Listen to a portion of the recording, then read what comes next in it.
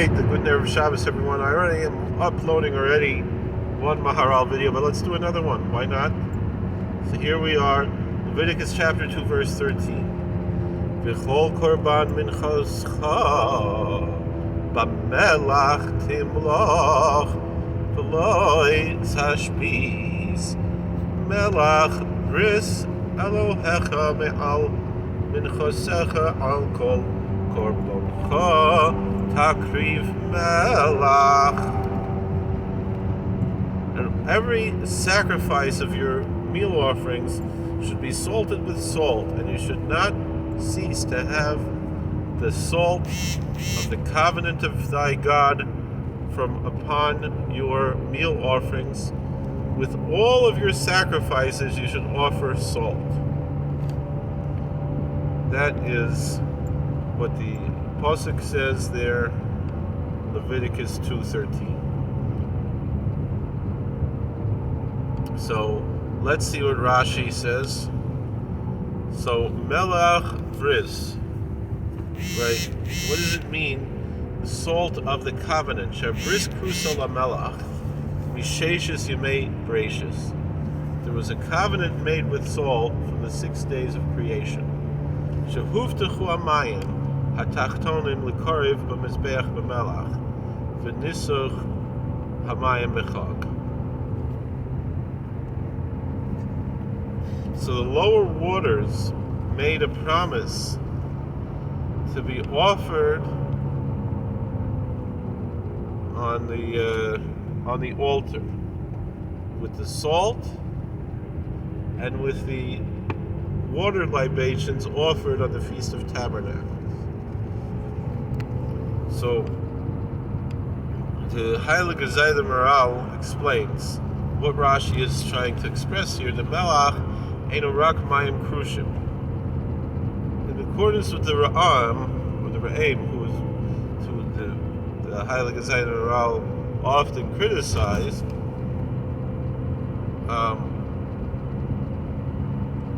it says something very interesting, that essentially salt is a solidified form of water, because if you place it in water, it disappears, it dissipates into the water. Interesting idea. Obviously it changes the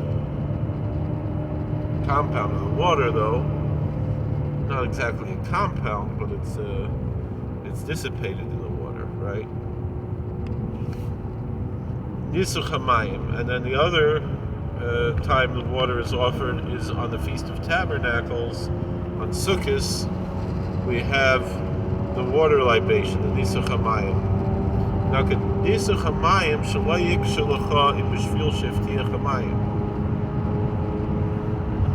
We should say, when it comes to the water libation, it shouldn't be a question if that is on the account of the promise that the water made when it separated the higher waters and lower waters in the 6 days of creation.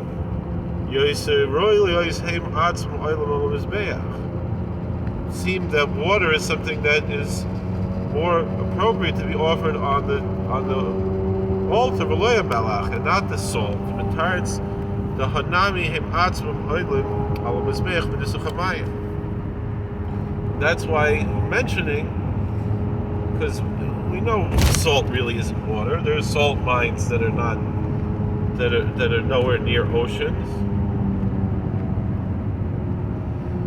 So the answer is, all right. So on all the sacrifices we have salt, but once a year we have water, and so it covers all those bases. So in Taimim came. So then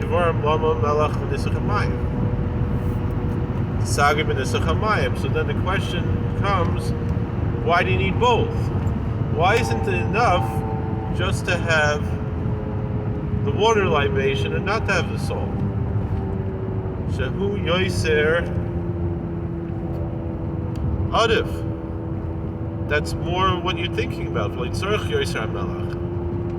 Makes more sense with the water, and doesn't it's not as strong to say, you need to make a kanaich a little bit. You need to make an argument to try to say that that salt has something to do with water.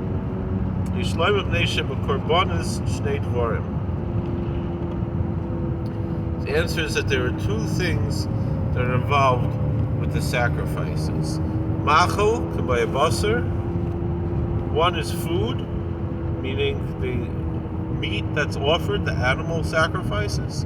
But mashke, and the libations, the liquids, k'may hayayin, like wine. V'hu nisach hayayin. So there's wine libations. U'boyim shneim in amayim. Really, both are water-based. Or melach b'basar v'lechem shel mizbeach, and the salt goes on the meat and on the bread that goes on the altar. And this uchamayim b'mashke mizbeach. The water libation, it's involved with the libation part. Right? Meaning, because the water is mixed with the wine on Sukkot. And furthermore, the water and salt are two different things. They're actually opposites. Water is wet and salt is dry. So one does not fulfill the other.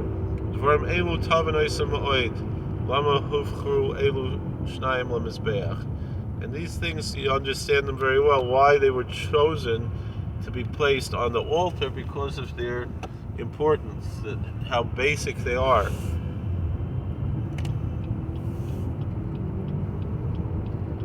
Medrash.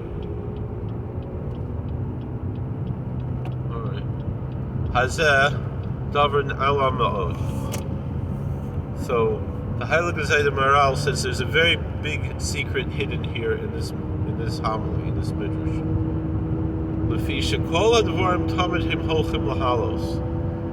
Everything is going to be brought up. Everything ascends. Gemara in Brachas and in Shabbos and other places tells us that when it comes to holiness, we go up, we don't go down.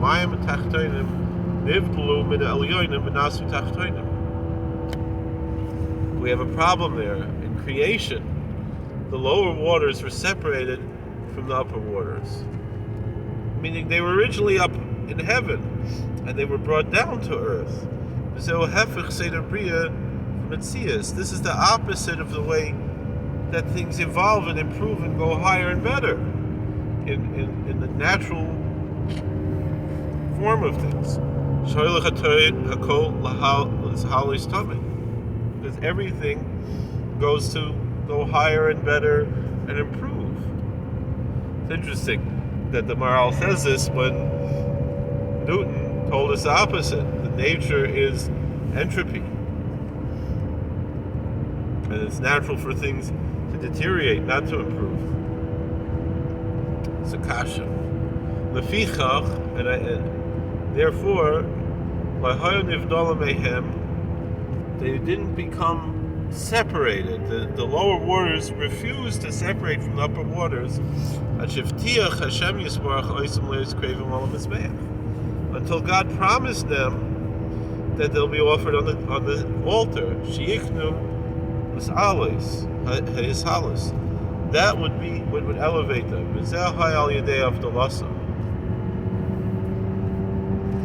This was through their separations.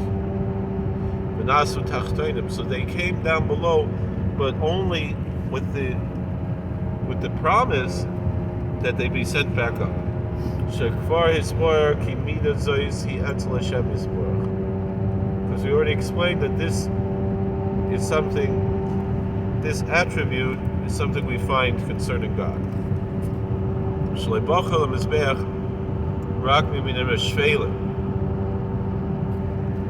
That only the lowest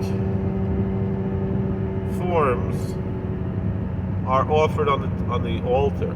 Very interesting idea. Sha'amru, Gemara, one of my favorite short little Agadic phrases in the Gemara, something that I actually think about quite often, to be honest. Whenever I see a pigeon or a dove I think about this Gemara in Bava Kama. Sha'amru lama bacha b'terem neyonim. Of all the birds that could be offered as sacrifices, right? You would think something beautiful like a peacock or something, that's what you should offer as a sacrifice for God, right? Gemara Bava Kama says, no, lama bacha b'terem neyonim. Why did God choose of all the birds only pigeons and doves? Because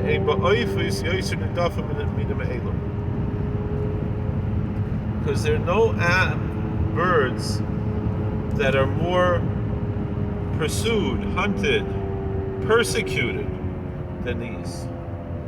And the pasuk says, "V'lokim yavakesh es anirdav." When I see those birds, I often think of that pasuk. V'lokim yavakesh es anirdav. God has a special. God seeks out. There they are, the birds, the Turim, the Bnei Yoina. That God seeks out the persecuted ones, the ones who are pursued. God has a special relationship with those who are downtrodden or victimized. There's more of them. And that's the symbol of the dove. And from the livestock also, the cattle and the sheep and the goats are also persecuted, victimized. And God chose them. God chooses the things that are victims. He loves the meek victims, the lowly ones.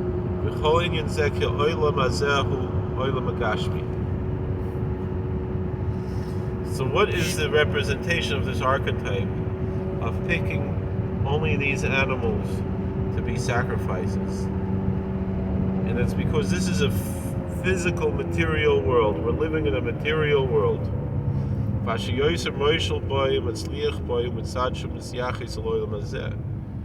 The more successful a person is in this world, it's because he is more materialistic. It means that he's connected to this world.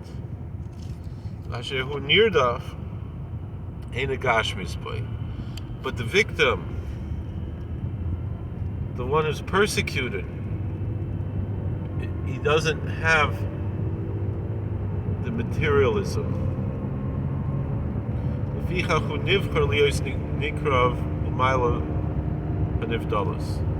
So the victim, the persecuted one, is chosen to be close to God, to be separated, to be on a higher level spiritually because of his material rejection.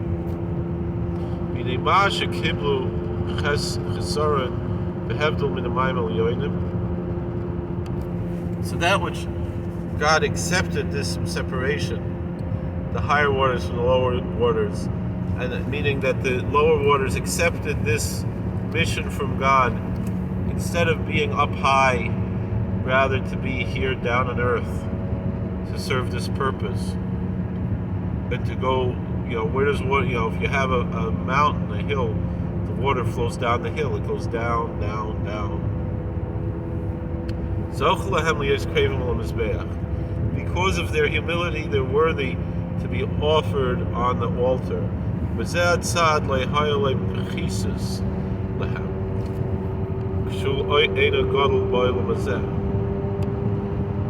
Thing is, from this side, they didn't have this lowly attribute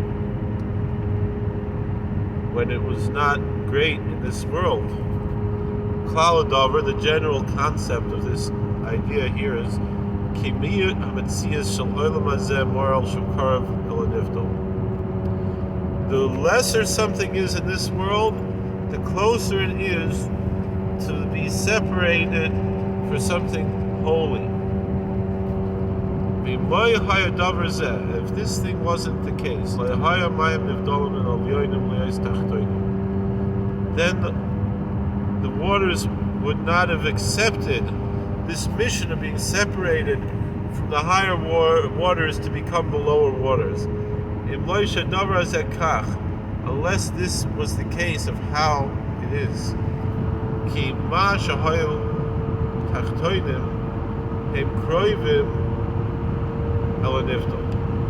By virtue of the fact that they are lowly, that brings them closer to that which is separate. So Sharam Zuzal Kashir Tavim. As the Chazal hint to, as you understand, for Yesh B'zeh Devarim Nifloim. There are a lot of wonders in this. Ki Advarim Hashem Nidchim L'mata Hem V'akshim L'salas Yoser. Things that are pushed down below are sought out to be lifted up more.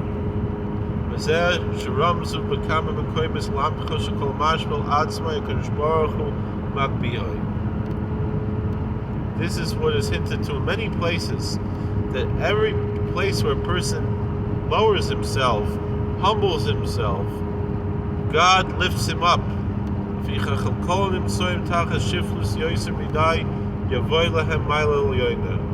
That the lower something is, the more humble something is, the higher God will lift him up. And therefore,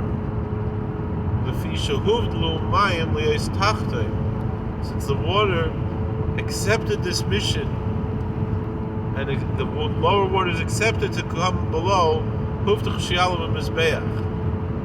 they got promised to be brought up to the altar. And we're not going to go much longer on this. Let's do one more.